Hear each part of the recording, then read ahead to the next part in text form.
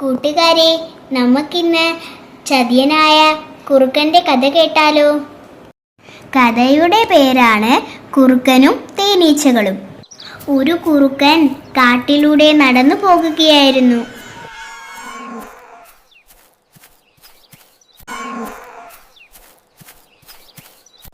അപ്പോൾ ഒരു മരത്തിൽ വലിയ തേനീച്ചക്കൂട് കണ്ടു.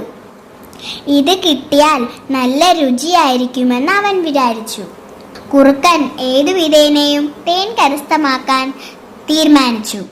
അങ്ങനെ അവൻ തേനീച്ചകളോട് സൗമ്യമായി പറഞ്ഞു, സുഹൃത്തുക്കളെ, ഒരു വലിയ കരടി ഇതുവഴി വരുന്നുണ്ട്. അത് വന്നാൽ നിങ്ങളുടെ തേൻ മുഴുവൻ കുടിച്ചു തീർക്കും. ഇത് കേട്ടു ഭയന്ന തേനീച്ചകൾ കൂട്ടത്തോടെ പറന്നുപോയി. ആ അവസരം മുതലെടുത്ത കുറുക്കൻ കൂട് തുറന്ന് തേൻ കുടിക്കാൻ തുടങ്ങി.